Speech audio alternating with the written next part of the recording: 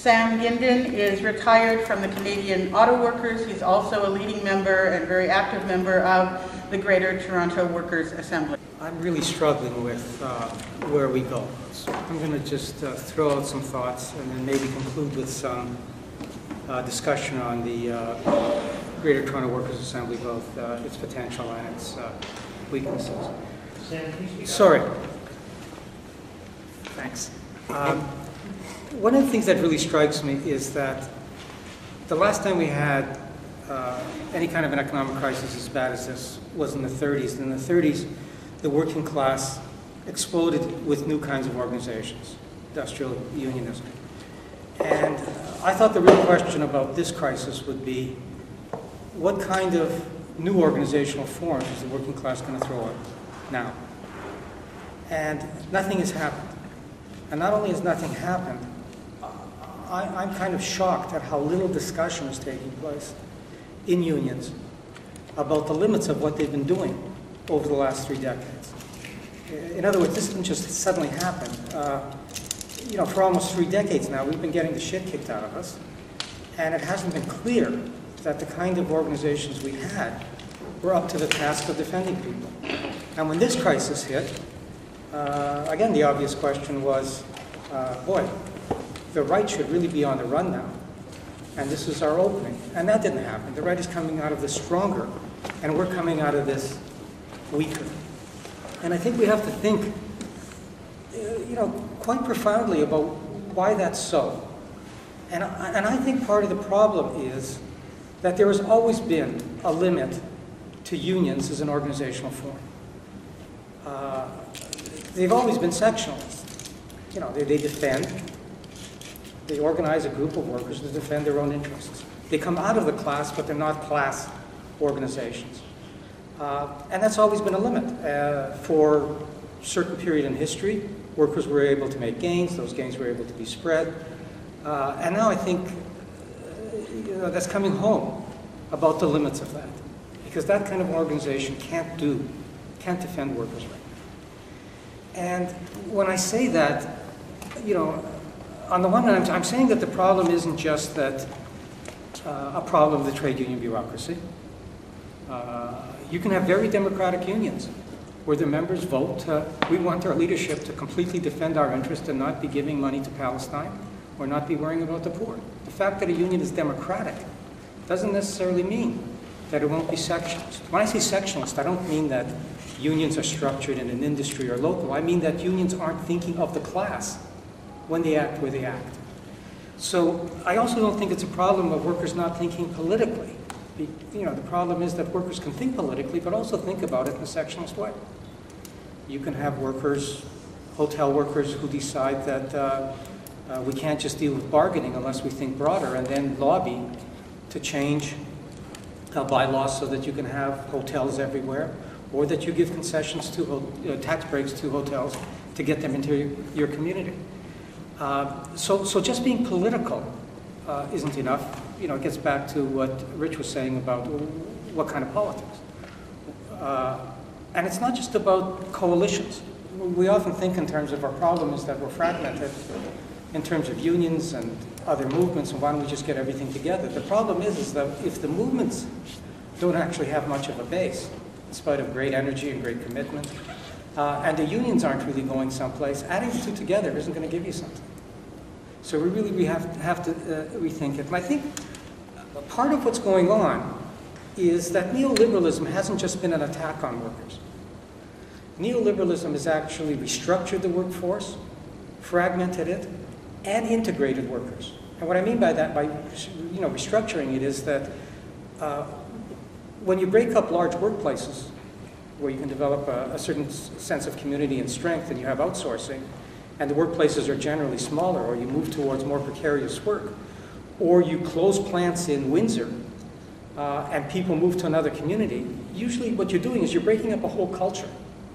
In Windsor, you know, you had 3 generations of workers, and you develop a certain kind of culture. When you break that up, it doesn't get reproduced very quickly, even through some struggles. These things take 30, 40 years to build up. So there's been this restructuring. And then neoliberalism has created a lot of inequality, which we talk about, but it's also created inequality within the working class. And that inequality within the working class really fragments the class. It leads to an awful lot of resentment both ways. Poor people thinking that it's a big deal if auto workers make some concessions, and auto workers thinking that, you know, why should my taxes go to the poor? I'm worried about what's going to happen with me. So there's that fragmentation. But the biggest thing I think we have to think about is the way that neoliberalism has actually integrated the working class. It's actually been able to have the working class itself reproduce neoliberalism. And what I mean by that is that in the absence of a strong left, people do always resist and they always try to survive, but if there isn't a left, they find individual ways to do it. You know, you go into debt, you work longer hours, your spouse works longer hours, the kids stay at home for an extra 5 years so they can build up some money to pay for a mortgage, even if they're married. You can kind of go through the list. You give up on a vacation, but you buy some tennis shoes so you can play tennis. You know, it's a tenth the price, but you got something for it. And people are amazingly flexible. But when they do that, what they're doing is they're figuring out ways to survive individually. Give me a tax cut. It's as good as a wage increase. And that's incredibly damaging. It's not just ideologically damaging because you're reinforcing that kind of individualism. It means that over time, your collective skills begin to atrophy. The collective forms of resistance, you're not out on the street, you're not on the picket line, you're just fighting, you know, you're just trying to survive as an individual, and your collective skills atrophy. And the other dimension of that, which I think is the scariest, is that I don't come across any workers who think that capitalism is good. You know, I mean, the election, you know, what Rich was talking to reflects that. The point is that the message is, and I don't even think capital says that it's moral or anything anymore. They just say it's the only game in town. You don't like it, tough. And that's created fatalism. You know, people, it's not that people like the way things are. It's that people feel like there's nothing to do about it. I gave this militant speech in Port Elgin once. And after it, a friend who was listening to me said, well, you're just engaging in psychological adventurism. And what she meant was that I was making a militant speech and telling people about all the radical things they should do, but I wasn't giving them any way to do anything about it. So they just kind of went home and got depressed. And she was right. So, yeah, I mean, we have this problem that, you know, a lot of, you know, my experience with workers is, you know, around education, for example, if there's no struggle, the question is, well, what do you need education for? And so, you know, this sense of you can't do anything about it gets immediately back to this question of organization. One of the main reasons we need organization is so that people actually feel like there's some collective way of effectively fighting back. Now let me just, I'll get back to this in a second, but let me just give a couple of points I want to make. When we think about what needs to be done, it's easy to come up with ideas, I think. So for example, if you think about the problems in the private sector, it's very clear that we aren't going to be able to do anything in the private sector unless we have some strategies on jobs. You know, the main thing to workers right now in the private sector is they're scared. They're not just scared about being unemployed, they're scared about getting another job at half the price. I mean, the Reserve Army isn't the unemployed now. It's the 2/3 of the workforce that's paid shitty. So, and unions are not, this is not what unions do. Unions don't promise people and create jobs, sometimes with the exception of work time. So unions are in this dilemma that the main thing that their members are worried about, they can't do much about. Now, to deal with jobs is a very radical thing. It's not like saying, let's be more militant and get wages. So in the auto industry, for example, if you don't have an answer to this question, people end up supporting General Motors. That's who they're dependent on, so give General Motors subsidies. Doesn't matter if there are cutbacks in the healthcare sector or whatever. And the only way you can get around that problem is to say, you can't solve this problem by supporting General Motors. It's not going to help you anyways in the long term. There's always going to be excess capacity. You actually have to stop thinking in terms of how do we support General Motors, how do we support our productive capacity? What can these factories and workplaces make? What can parts plants make instead of just shutting them down? And you have to stop talking about competitiveness, where you always end up on the boss's side, and start talking about planning. And have to stop talking about profits. Who cares about the profits? You have to talk about use. Now that's radical. And you're not going to win it immediately. There's no way for us to win it immediately. But what it means is you have something to attract, I think, a core of workers. that you can begin to move towards socialist ideas, who can be that core and cadre, who can become leaders and organizers. But it's crucially important to give workers a sense of what might be possible and they should be thinking about, instead of thinking about, should we give up $2 or $4? And sitting around over a beer having that kind of a discussion. In the public sector, the most obvious thing is that unions have to move towards being the leaders in the defense of public services. Now everybody will say that. I was just at the QP convention, and it was very progressive, and everybody says it. But the trouble with it is that this isn't about issuing press releases and passing good resolutions and saying we'd like the poor, or sympathetic, or even giving them some money. If you're serious about this, and do start thinking about this in class terms, you have to say, we have to change everything about our union. This is actually a revolution in what unions are, if you want to lead on services. It means that when you go into bargaining, you say, we want to bargain the level of services, the quality of services, and how they're administered. We want to talk about the people who are getting those services, and we want to ally ourselves with those people. It means that you start thinking about you start thinking about what are we training our staff for? Whether staff should be organizers and let a lot of things that the staff do be done by locals instead of just administering collective agreements. It means that you think about what you research, so it changes everything. Your research, your allocation of funds, what the staff do, how they're trained, everything the union does. Well, that's not happening. There's good rhetoric, there's some sympathetic things happening, unions are still more progressive than any other institution on these issues. But that kind of transformation isn't going on. Now, that kind of transformation can only happen from below. But the catch is that there's no spontaneous reason for workers to move towards that kind of, to be able to lead that. They just don't have the capacity. They're working in their own workplace, they're overwhelmed. So that gets back to a lot of the discussions on the left about why we need a socialist party were always about, you need a socialist party so you can take over the state. You need a socialist party so you can make a revolution. I'd make a different claim for a socialist party. I'd say that you actually need a socialist party just to make unions effective. Just to revive unions again. I think you need a socialist party that can connect workers across workplaces and give them the confidence so you can actually have some resistance and begin to transform the unions. And you also need a socialist party if all you wanted to do was do education. If all we thought we could actually do was do education about how fucked up the system was, if that's all you want to do, you have to be unbelievably organized. You have to have 100 of these meetings happening in Toronto, never mind in Quebec and the rest of Canada and everywhere else. And then you have to be able to assess what those meetings are doing.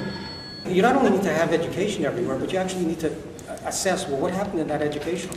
What did we really get out of it? Where were people at? How did we handle it? How do we do it better? Okay, so I've got 3 minutes. Let me just talk about the Greater Toronto Workers' Assembly.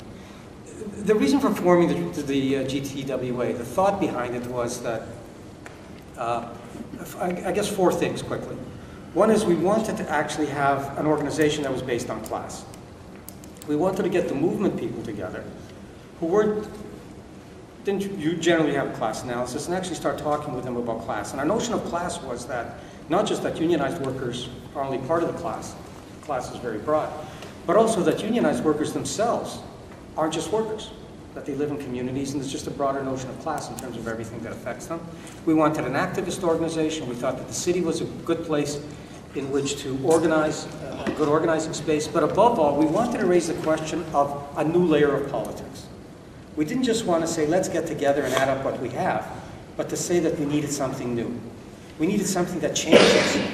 We can keep doing our work in OCAP or in our local or No One Is Illegal, but we needed to change what we're doing there as part of building a new kind of organization.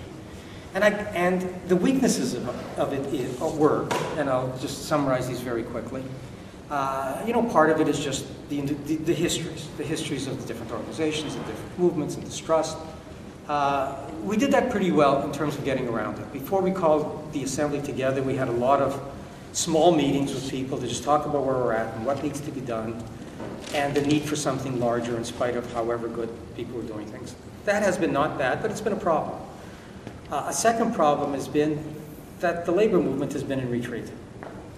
And that really has meant that there hasn't been that weight of labor within the assembly and obvious struggles, peace struggles, there's always struggles going on, to join and give it some direction and to think about. I can imagine, for example, if there was an assembly in Wisconsin and there was a space of people getting together as what emerged happened, maybe that could have actually had an impact and built something at the time. Maybe Wisconsin was the right place to have the assembly rather than Toronto at this moment. The other problem with it is that building this is a long-term perspective. So if people come to it and they say, well, what is it doing for me? What is it doing for my particular movement? They might be patient for a while, but soon they're busy, they've got lots to do, they don't see much happening. So they retreat to what they were doing. They probably stay in the assembly, but they don't give it much energy. And that's been a problem. And a final issue is, I think, getting to what Rich is talking about. And I include myself in this. We don't know how to organize and do it. I mean, this is just the cost of the last 30 years. You know, the defeat of the last 30 years has been a major defeat of the left. And a lot of the skills that people used to develop and pass on in the 60s and 70s from the earlier generations, this doesn't happen that way anymore. You know, you look at a workplace right now, and companies have spent 30 years trying to figure out how they can really control the workplace. And unions have kind of been watching, frankly. And, you know, after a while, somebody sticks up their head quite heroically and they get it chopped off. And, you know, we have to kind of reinvent how to organize, how to really get to the rank and file and organize and bring out their capacities and make it some, you know, as part of something larger. And I think that gets to the kind of issues that, which I'll conclude with, that Rich was raising. We have to start making socialists. I think this is one of the things that the Greater Toronto Workers' Assembly has to create, socialists, people who confidently see themselves as socialists, and developing their skills as cadre, which means that they're organizers and intellectuals at the same time. And that's what we have to create. Now, the problem with that is that immediately raises the question of, what's your definition of a socialist?